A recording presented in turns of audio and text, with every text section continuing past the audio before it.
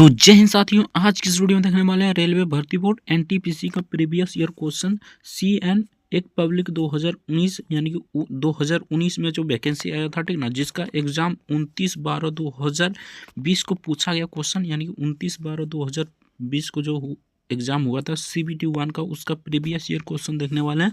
तो आपसे यही रिक्वेस्ट हो कि वीडियो को शुरू से लेकर एंड तक जरूर देखिएगा। जिस प्रकार आपका एग्जामिनेशन हॉल में क्वेश्चन पूछा जाएगा, सिंपल सा उसी प्रकार क्वेश्चन लेकर आए हैं। यहाँ पर आपका नाम रहेगा, यहाँ पर आपका रहेगा सेंटर नेम, उसके बाद डेट रहेगा, जिस डेट को आप एग्जाम दीजिएगा, टाइम रहेगा, और यहाँ पर एनटीपीसी यानी सब्जेक्ट आपका एनटीपीसी रहेगा, ठीक ना। तो चलिए फटाफट से वीडियो को शुरू करते हैं। एक क्वेश्चन का 1 मार्क्स होता है, ठीक ना। 1/3 नेगेटिव मार्किंग रहता है, ठीक ना। तो ये सब बेसिक जानकारी है, आप सभी को जानना जरूरी है, ठीक ना। अगर किसी भी एग्जाम की तैयारी करते हैं तो उससे पहले उसका प्रीवियस ईयर क्वेश्चन देखना बहुत ही इंपॉर्टेंट होता है, क्योंकि इसी के आधार पर आपका क्वेश्चन पूछा जाता है। तो आपसे यही रिक्वेस्ट हो कि वीडियो को शुरू से लेकर एंड तक जरूर देखिएगा। चैनल पर नए हैं तो चैनल को सब्सक्राइब कर लीजिएगा। वीडियो को लाइक नहीं किया तो वीडियो को लाइक जरूर से कर दीजिएगा। पहले भी 3 सेट करा चुके हैं, अगर देखना चाहते हैं तो डिस्क्रिप्शन में लिंक दे देंगे प्ले लिस्ट का, तो वहाँ से जाकर आप आराम से देख सकते हैं, ठीक ना। तो अगर आप एनटीपीसी के ग्रेजुएट लेवल या 12th लेवल की तैयारी कर रहे हैं तो इस वीडियो को शुरू से लेकर एंड तक जरूर देखिएगा। फुल क्वेश्चन यानी कि एक 100 क्वेश्चन पूछा जाता है, यानी कि 100 क्वेश्चन पूछा जाता है, पूरा क्वेश्चन कराने वाले। तो वीडियो को शुरू से लेकर एंड तक जरूर देखिएगा, आपसे यही रिक्वेस्ट होगा, ठीक ना। तो चलिए 1 नंबर क्वेश्चन देखते हैं। 1 नंबर पूछा जाता है, निम्नलिखित में से कौन सा वेब ब्राउजर नहीं है। तो कौन सा वेब ब्राउजर नहीं है, ब्राउजर नहीं है, ठीक ना। सॉरी, यहाँ पर कौन सा वेब ब्राउजर नहीं है, तो ये इसका करेक्ट आंसर है गूगल। ऑप्शन डी का करेक्ट आंसर है, गूगल ब्राउजर नहीं है। नेक्स्ट क्वेश्चन देखते हैं। तो यहाँ पर नेक्स्ट क्वेश्चन 2 नंबर क्वेश्चन में पूछा था, एक सभागार में यानी कि एक सभागार में इतना विद्यार्थी इस प्रकार बैठे हैं कि एक पंक्ति में उतने ही विद्यार्थी है। सभागार में जितनी पंक्तियां हैं, सभागार में कुल कितनी पंक्तियां होगी, यानी सभागार में कुल कितनी पंक्तियां होगी, तो इसे निकालिएगा तो इसका करेक्ट आंसर 83 हो जाएगा। ऑप्शन डी का करेक्ट आंसर हो जाएगा। नेक्स्ट क्वेश्चन देखते हैं। नेक्स्ट यहाँ पर 3 नंबर क्वेश्चन में पूछा था, रूट अंडर 4624 बराबर 68 है, ठीक ना। तो इसका मान ज्ञात कीजिए। बहुत ही नॉर्मल क्वेश्चन है, इसको बनाइएगा तो इसका करेक्ट आंसर हो जाएगा 7.548। ऑप्शन बी का करेक्ट आंसर हो जाएगा। जो थोड़ा सा लेंदी क्वेश्चन होगा उससे बना देंगे, बाकी जो थोड़ा सा मतलब कि अपर लेवल होगा, यानी कि जो मतलब कि इस बोर्ड पर बनने लायक नहीं रहेगा, मोबाइल से हम करा रहे हैं, ठीक ना, तो मोबाइल पर करने लायक नहीं रहेगा, उसको हम नहीं बताएंगे, ठीक ना। तो चलिए फटाफट से अगला क्वेश्चन देखते हैं। अगर इसका PDF डाउनलोड करना चाहते हो तो टेलीग्राम का लिंक नीचे डिस्क्रिप्शन में दिया होगा, ठीक ना, तो वहाँ से जाकर PDF को डाउनलोड कर सकते हैं। नेक्स्ट क्वेश्चन देखते हैं। तो नेक्स्ट यहाँ पर पूछा यह क्वेश्चन था, ये ग्राफ वाला क्वेश्चन है, ठीक ना। तो यहाँ पर सिंपल सा बताना था, यानी कि रेजिंग वाली वेब सीरीज का लगभग कुल कितना प्रतिशत है, ठीक ना। तो इसको बताना था, तो इसका करेक्ट आंसर 74 हो जाता है। ऑप्शन बी का करेक्ट आंसर हो जाएगा। नेक्स्ट क्वेश्चन देखते हैं। तो नेक्स्ट यहाँ पर पूछा जाता है, जापान के सम्राट अकिहितो द्वारा राजगद्दी के त्याग के साथ शुरू हुए नए सामाजिकीय युग को खाली स्थान के रूप में जाना जाता है, तो इसे रीवा के रूप में जाना जाता है। ऑप्शन सी का करेक्ट आंसर हो जाएगा, रीवा इसका करेक्ट आंसर हो जाएगा। नेक्स्ट क्वेश्चन देखते हैं। तो नेक्स्ट यहाँ पर 6 नंबर क्वेश्चन में पूछा था, भारत का पहला सुपर कंप्यूटर कौन सा है। तो भारत का पहला सुपर कंप्यूटर परम 8000 है। ऑप्शन सी का करेक्ट आंसर हो जाए, परम 8000 इसका करेक्ट आंसर हो जाएगा। नेक्स्ट क्वेश्चन देखते हैं। तो नेक्स्ट यहाँ पर पूछा था, 150 मदों यानी कि मदों का माध्य 45 प्राप्त हुआ था, यदि गणना करते समय 2 मदों को गलत यानी कि गलत लिखा गया है हो, जैसे कि 38 और 46 के बजाय, ठीक ना, 83 और 76 लिखा गया हो, तो माध्य ज्ञात कीजिए। तब इसका माध्य ज्ञात करना था, इसको ज्ञात कीजिएगा तो इसका करेक्ट आंसर हो जाए 44.5 इसका करेक्ट आंसर हो जाएगा। ऑप्शन बी का करेक्ट आंसर हो जाएगा। नेक्स्ट देखते हैं। नेक्स्ट यहाँ पर ये चार्ट वाला क्वेश्चन है, ठीक ना, तो इसको चार्ट वाइज बनाइएगा तो इसका करेक्ट आंसर 1645 आ जाएगा। ऑप्शन बी का करेक्ट आंसर हो जाएगा। उस समय का करंट अफेयर से पूछा यह क्वेश्चन था, नवंबर 2020 के अनुसार संयुक्त राष्ट्र के महासचिव कौन थे। तो नवंबर 2020 के अनुसार संयुक्त राज्य के महासचिव यहाँ पर एंटोनियो गुटरेस इसका करेक्ट आंसर हो जाएगा। Next option D the correct answer हो जाएगा। नेक्स्ट क्वेश्चन देखते हैं। तो नेक्स्ट यहाँ पर पूछा गया क्वेश्चन था, किस देश में सबसे सफल सहकारी कृषि है? तो किस देश में सबसे सफल सहकारी कृषि है? तो इसका करेक्ट आंसर हो जाएगा Denmark. Option be the correct answer हो जाएगा डेनमार्क, इसका करेक्ट आंसर हो जाएगा। उस समय यानी कि उस समय ग्रेजुएट लेवल और 12th लेवल का दोनों एक ही एग्जाम हुआ था, ठीक ना। पीटी एग्जाम जिसे CBT 1 कहते हैं, ठीक ना, उसका एक ही एग्जाम हुआ था। बाकी जो होता है CBT 2 उसका अलग अलग हुआ था, ठीक ना।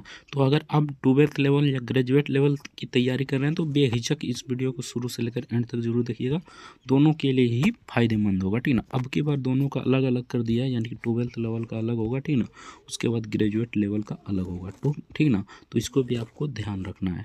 तो यहाँ पर देख लेते हैं अगला क्वेश्चन, इनमें से कौन सा भारत की सबसे ऊँची चोटी है? तो इस भारत की सबसे ऊंची चोटी कंचनजंगा हो जाएगा, Kanchenjunga. Option A the correct answer हो जाएगा कंचनजंगा, इसका करेक्ट आंसर हो जाएगा। विश्व की पूछे तो माउंट एवरेस्ट हो जाए, ठीक है ना। तो इसको भी याद रखना है, सबसे ऊंची चोटी पूछे तो माउंट एवरेस्ट हो जाएगा, बाकी यहाँ पर पूछ लिया है भारत की तो कंचनजंगा, इसका करेक्ट आंसर हो जाएगा। नेक्स्ट क्वेश्चन देखते हैं।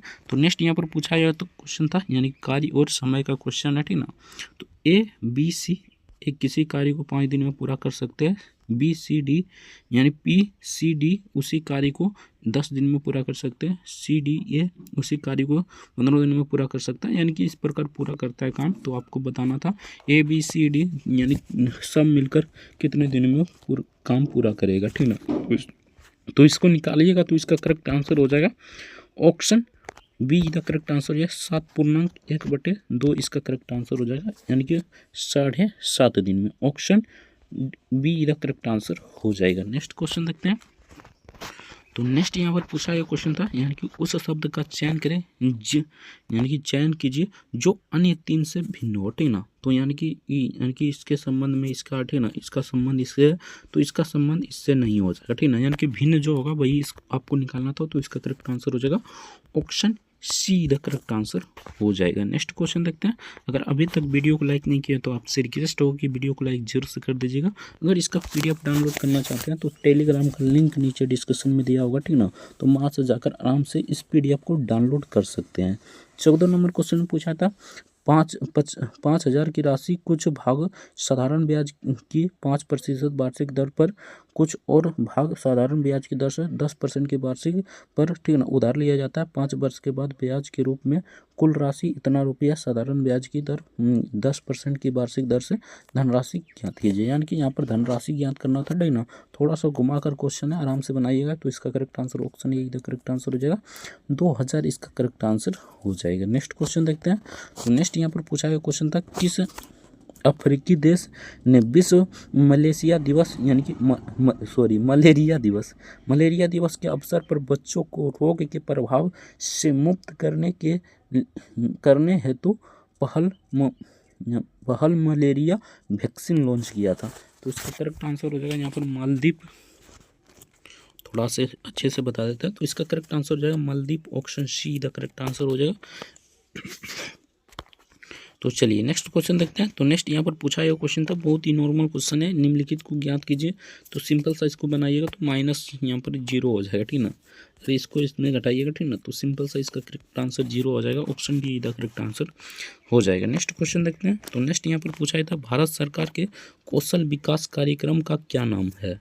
तो भारत सरकार के कौशल विकास कार्यक्रम का क्या नाम है, ये आपसे पूछा गया था। तो प्रधानमंत्री कौशल विकास योजना।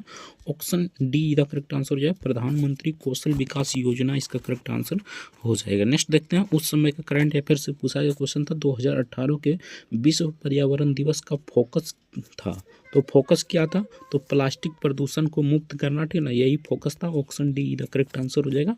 नेक्स्ट क्वेश्चन देखते हैं। तो नेक्स्ट यहाँ पर पूछा गया क्वेश्चन था, 3 अंकों की बड़ी संख्या ज्ञात संख्या और 4 अंकों की छोटी से छोटी संख्या का योग ज्ञात कीजिए, जिसका महत्तम समावर्तक यानी HCF कितना? तो 2400, ठीक ना। तो इससे सिंपल सा इसे ज्ञात कीजिएगा, तो इसका करेक्ट आंसर हो जाएगा 1992। Option be the correct answer हो जाएगा 1992, इसका करेक्ट आंसर हो जाएगा।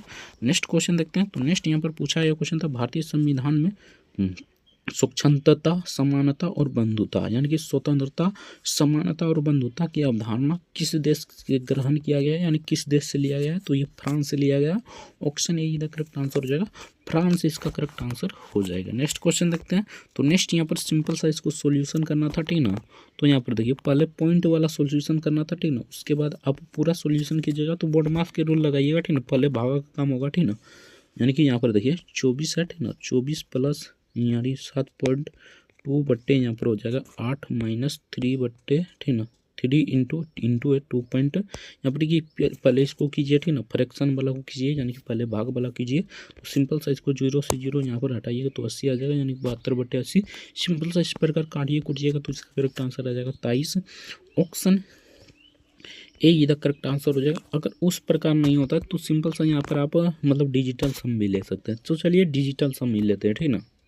तो सिंपल सा इसका डिजिटल सम लेकर भी बनाइएगा तो इसका करेक्ट आंसर 23 ही आ जाएगा, यानी कि option A the correct answer हो जाएगा। नेक्स्ट क्वेश्चन देखते हैं। बाकी यहाँ पर डिजिटल सम नहीं ले सकते क्योंकि दो को यहाँ पर 5 आ जाएगा, यानी कि 5 आएगा। मान लीजिए 5 डिजिटल सम आया तो इसमें भी 5 है, इसमें भी 5 है, ठीक ना। तो सिंपल सा इसको सॉल्यूशन ही कर लीजिएगा, ठीक ना। तो इसका करेक्ट आंसर 23 हो जाएगा। नेक्स्ट क्वेश्चन देखते हैं।